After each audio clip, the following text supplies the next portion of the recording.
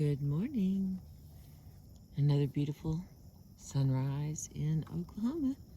Thank you for being with me. Well, I guess we were fine until I started talking. And I upset my buddy. And I continue. Sweethearts of the Road. The popular songs Clementine and Sweet Betsy from Pike celebrate the overland experience as a grand adventure, with rollicking tales of doughty heroines and stalwart suitors. Trail laughter has a certain grim resonance, a real life tragedies and tales of woe become comic commentary on the plight of all overlanders. Clementine. Now, I have heard this song a lot, but I have not heard all of these words. And I'm torn between singing the chorus or stating it every time because there's a lot. Here we go. Clementine. In a cavern, in a canyon, excavating for a mine, lived a miner, 49er, and his daughter, Clementine. Oh, my darling, oh, my darling, oh, my darling Clementine, you are lost and gone forever. Dreadful, sorry, Clementine. She was light and like a fairy, and her shoes were number 9. Herring boxes with topsies, sandals were for Clementine. Oh, my darling, oh, my darling, oh, my darling Clementine, you are lost and gone forever. Dreadful sorry, Clementine. Drove she duckling to the water every morning just at 9. Hit her foot against a splinter, fell into the foaming brine. Oh, my darling, oh, my darling, oh, my darling Clementine, you are lost and gone forever. Dreadful sorry, Clementine. Ruby lips above the water, blowing bubbles soft and fine. Alas for me, I was no swimmer, so I lost my Clementine. Oh, my darling, oh, my darling, oh, my darling Clementine, you are lost and gone forever. Dreadful sorry, Clementine. In a churchyard near the canyon, where the myrtle doth entwine, there grows roses and other posies, fertilized by Clementine. Oh, my darling, oh, my darling, oh, my darling Clementine, you are lost and gone forever. Dreadful sorry, Clementine. In my dreams she oft doth haunt me, with her garments soaked in brine.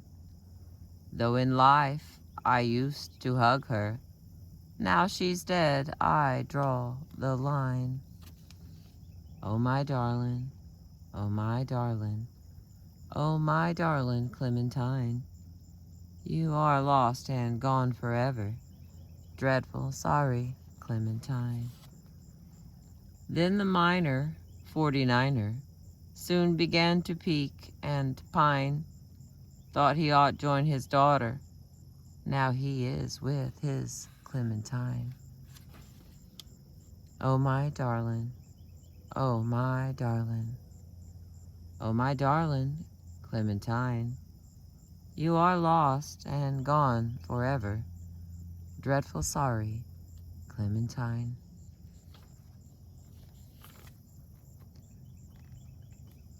Wow, I did not know there was like all those words and that it was a terribly sad song.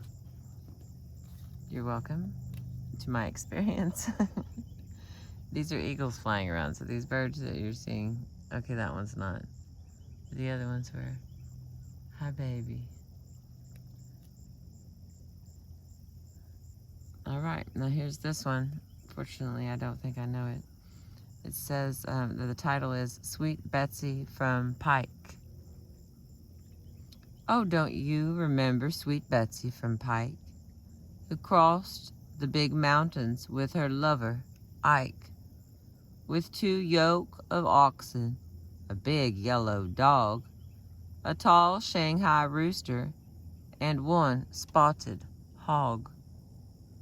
And the chorus is, singing dang foley, singing dang fol dee dido, singing dang fol dee day. See, that didn't like ring any bells or anything, so this one's long. Here we go. One evening, quite early, they camped on the Platte. 'Twas near by the road on a green, shady flat, where Betsy, sore-footed, lay down to repose. With wonder Ike gazed on that Pike County rose. The Shanghai ran off, and their cattle all died. That morning the last piece of bacon was fried. Poor Ike was discouraged, and Betsy got mad. The dog dropped his tail and looked wondrously sad. I'm assuming that the chorus goes in between each of these, but since it's so difficult. Okay, we try it again. Singing dang fol dee dido, singing dang fol dee day. English. Okay, here we go. I'm going to continue with the other 12 verses. They stopped at Salt Lake to inquire of the way, where Brigham declared that Sweet Betsy should stay. But Betsy got frightened and ran like a deer, while Brigham stood pawing the ground like a steer. They soon reached the desert, where Betsy gave out and lay down in the sand. She lay rolling about, while Ike, half distracted, looked on with surprise, saying, "Betsy, get up. You'll get sand in your eyes." Sweet Betsy got up in a great deal of pain, declared she'd go back to Pike County again. But Ike gave a sigh, and they fondly embraced, and they traveled along with his arm round her waist. The engines come down in a wild yelling horde, and Betsy was scared they would scalp her adored. Behind the front wagon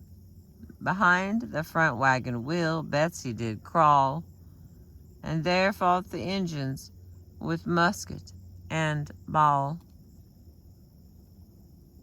They suddenly stopped on a very high hill.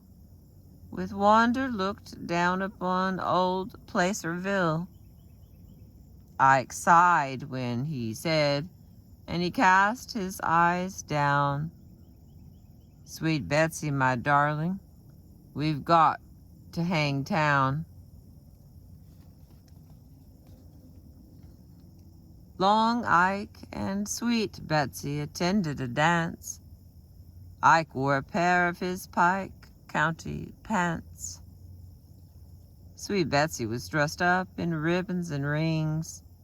Says Ike, "You're an angel, but where are your wings?" 'Twas out on the prairie, one bright, starry night. They broke out the whiskey and Betsy got tight. She sang and she howled and she danced o'er the plain and showed her bare legs, arse, to the whole wagon train. The terrible desert was burning and bare, and Isaac, he shrank from the death lurking there. Dear old Pike County, I'll come back to you, says Betsy. You'll go by yourself if you do. They swam wild rivers and climbed the tall peaks and camped on the prairies for weeks upon weeks. Starvation and cholera, hard work and slaughter. They reached California, spite of the hell and high water. A miner said, Betsy, will you dance with me? I will, you old hoss, if you don't make too free. But don't dance me hard. Do you want to know why? Doggone ye, I'm chock full of strong alkali. Long Ike and sweet Betsy got married, of course. But Ike, getting jealous, obtained a divorce, while Betsy, well satisfied, said with a shout, Goodbye, you big lummox.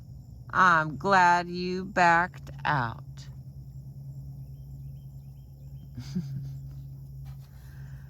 Well, that was a long song to remember. And there would have been verses of whatever that little singing part was. All right, I'm going to continue on. We are on page 59. And this next lady is Mary Ann Haffen, Hafen. Mary Ann Haffen was born in Bern, Switzerland in 1854. Her family converted to the Mormon Church and decided to join the Mormons who were moving to Utah. But their journey was dogged by bad luck. An ocean storm cracked the mast of their ship, but they somehow managed to reach New York and then Nebraska, a journey they accomplished by handcart, two-wheeled affairs with two shafts and a tarpaulin to cover the top. The carts were very much like those the street sweepers use in the cities today, except that ours were made entirely of wood without even an iron rim.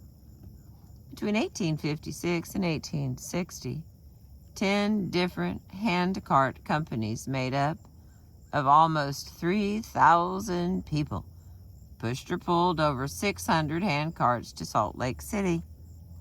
Father and mother, Samuel and Magdalena Stuckey, pulled the handcart. Rosie, 2 years old, and Christian, 6 months old, rode. John, who was 9, and I, who was 6, walked.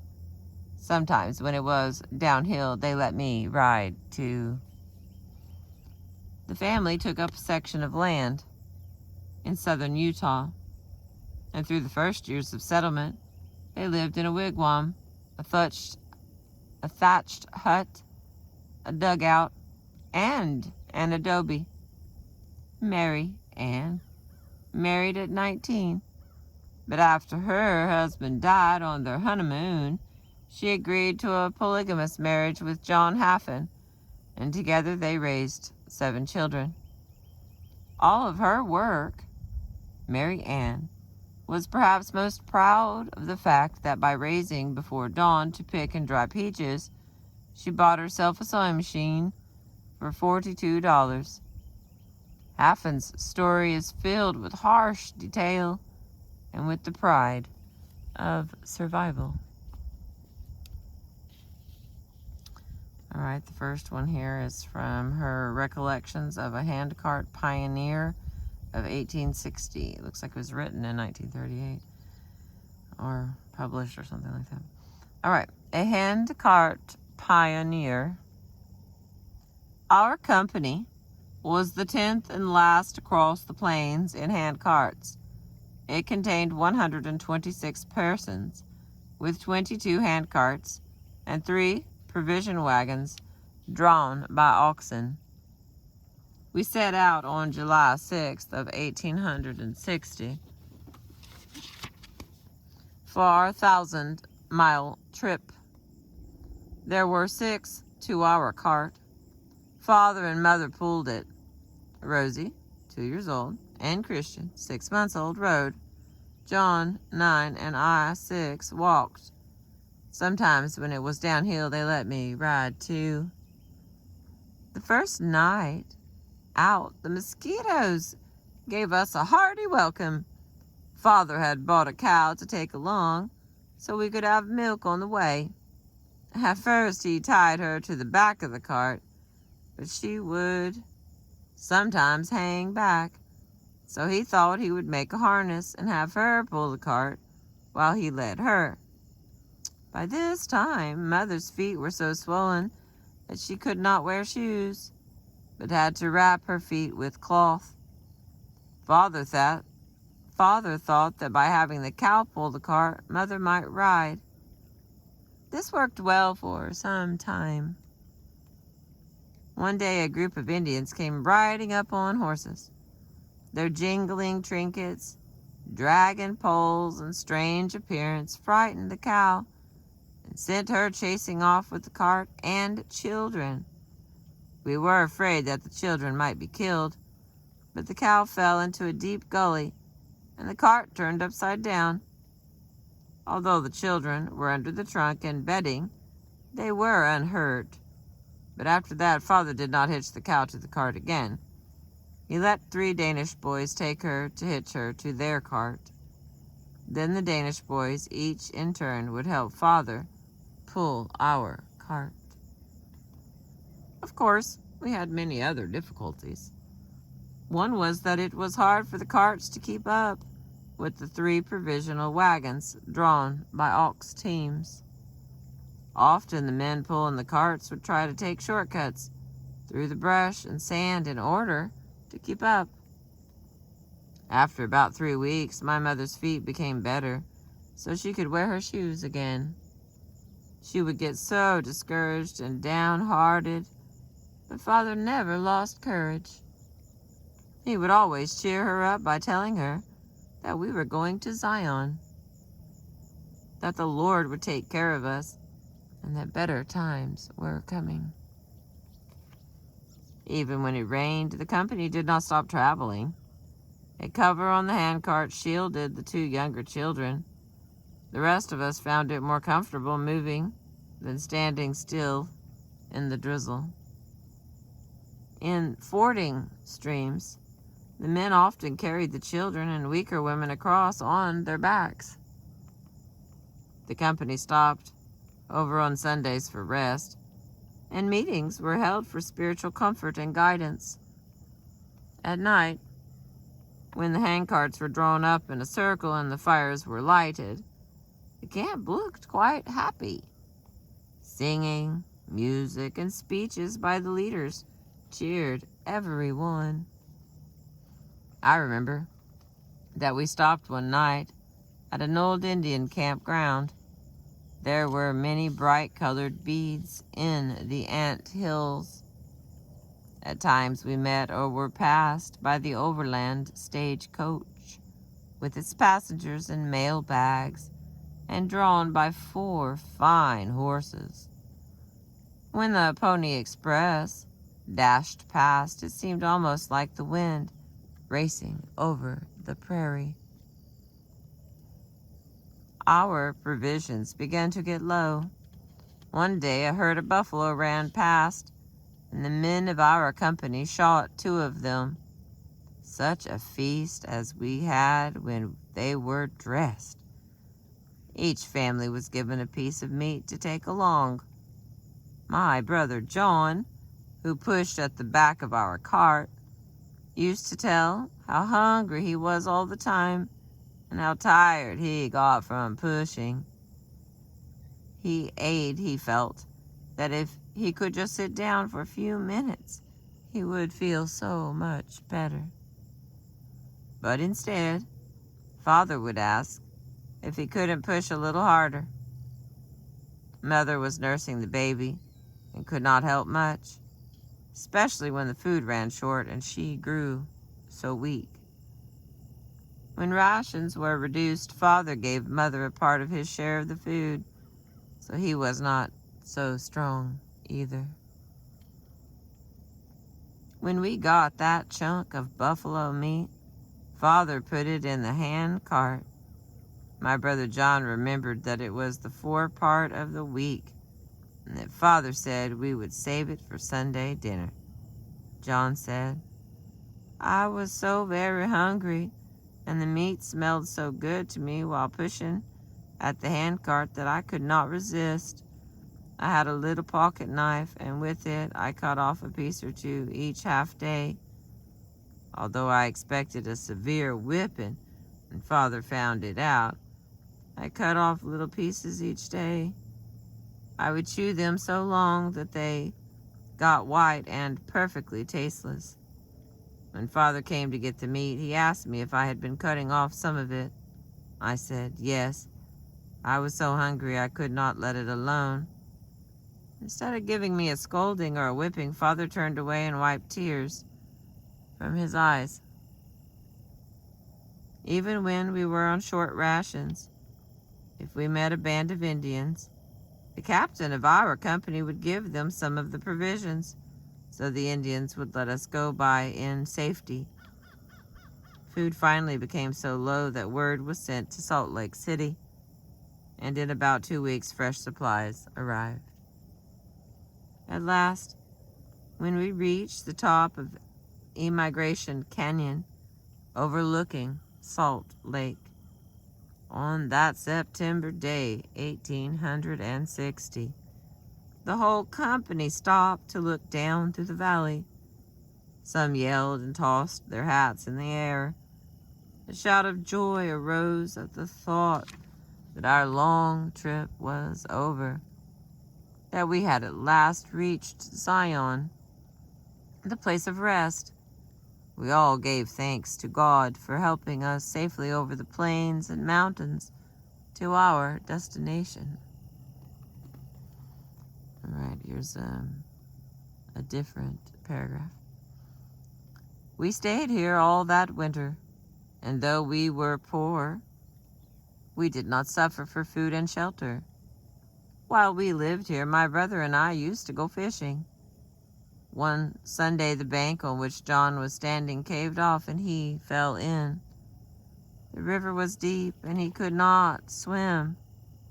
I ran and called Mother. She brought a long pole for him to hold on to, but he could not hear her call. He was washed downstream until he came to a bridge. He happened to catch hold of one of the posts supporting the bridge and was able to climb out. As soon as he was safe, he fainted, and Mother had a hard time bringing him to. The next little section. Many of those who had covered wagons used their wagon boxes for their first shelters. We had none, so Father built a sort of wigwam out of willows. To Mother, this seemed a poor substitute for the nice house left behind. "Oh, these red hills, this royally water," she would sometimes say, as she remembered the green hills and clear mountain streams of Switzerland. But when the lots were plowed up and set to vineyards, a dam built across the creek, and irrigation ditches dug, things looked more promising. In the next little section. With the help of the neighbors, Father built us an adobe house. A hole about 4 feet deep was dug. Rocks were quarried in the hills nearby. with sand and clay mortar. They were laid up in a rock foundation. With the same smooth plaster, the adobe walls were laid up, 2 adobes deep, making a substantial wall a foot thick. Instead of the sand roofs of the old houses, wooden rafters covered with sheeting and shingles hauled in from the north made a watertight shelter. In each room was a window or 2 with panes of glass. By this time, along each side of the wide street ran a little irrigating ditch of water. Upon the banks, to shade the sidewalks, cottonwood trees were set out. Every morning, while the water was still cool and clean, each family dipped up barrels of water for household and drinking purposes. After a storm, the water was roily and had to settle before it was fit to use. Water for laundry purposes was generally softened by pouring in cottonwood ashes.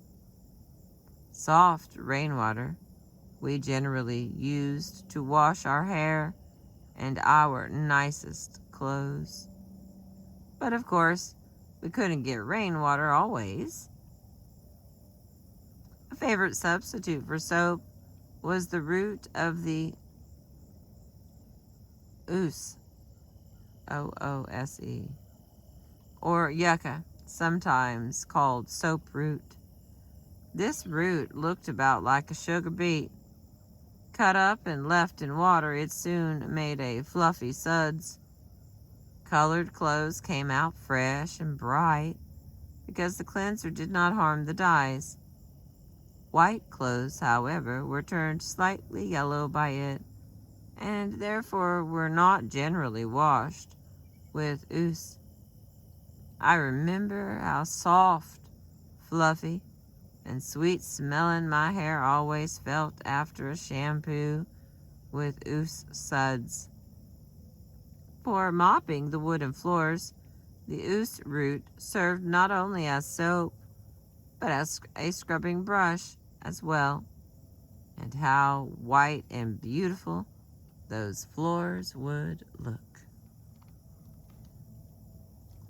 And the next little section. This very same year, I learned how to weave. Father made me a loom. My arms were too short to reach both sides of the loom to shove my shuttle through the web, so I had to lean from side to side. I was proud of the first dress I wove. It was made in a checkered pattern, 1 inch across of brown, blue, and white from cotton yarn. I also made what we called jeans out of cotton warp with wool. This was used for men's suits and was very heavy cloth. Before this, Father made me a spinning wheel. I was so glad that Father was a carpenter.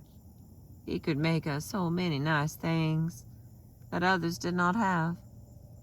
After we had gathered the cotton, picked out the seeds and carded it, I spun it into threads on my wheel. We dyed our yarn different colors. We used evergreen brush for dye. Also, we used dock roots for brown, adding a little copperas for dark brown. Copperas, C-O-P-E-R-A-S, for dark brown. We made blue with indigo, red from the red berries which grew along the creek.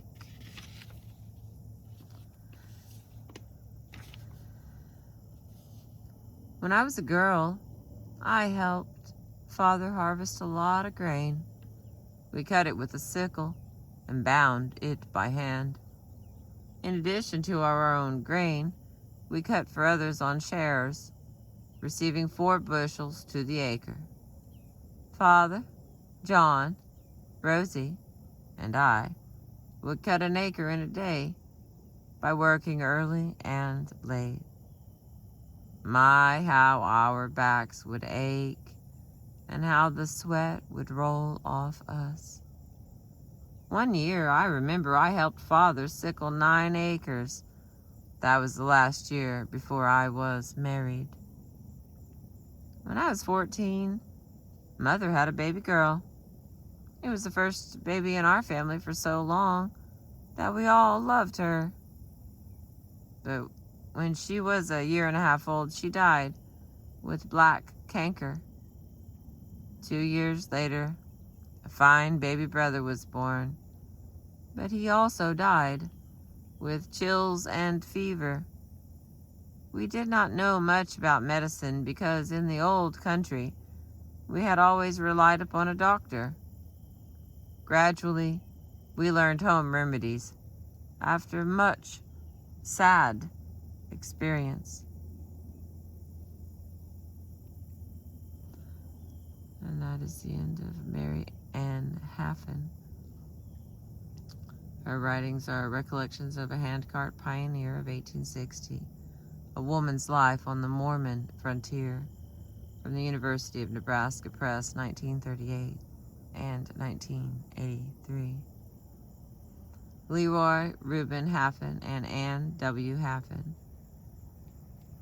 Handcarts to Zion, the story of a unique Western migration, 1856 through 1860, by Arthur H. Clarke in 1960. Kenneth L. Holmes, The Covered Wagon Women, Diaries from the Western Trails, 1840 through 1890, 11 volumes by the Arthur H. Clarke Company, 1983 through 93. I see your friends have arrived. I see.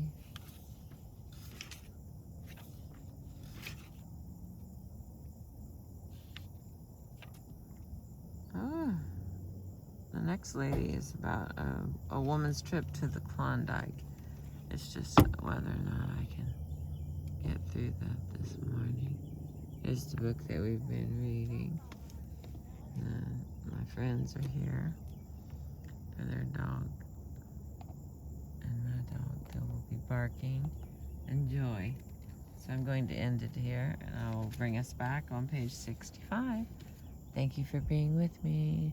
I appreciate you.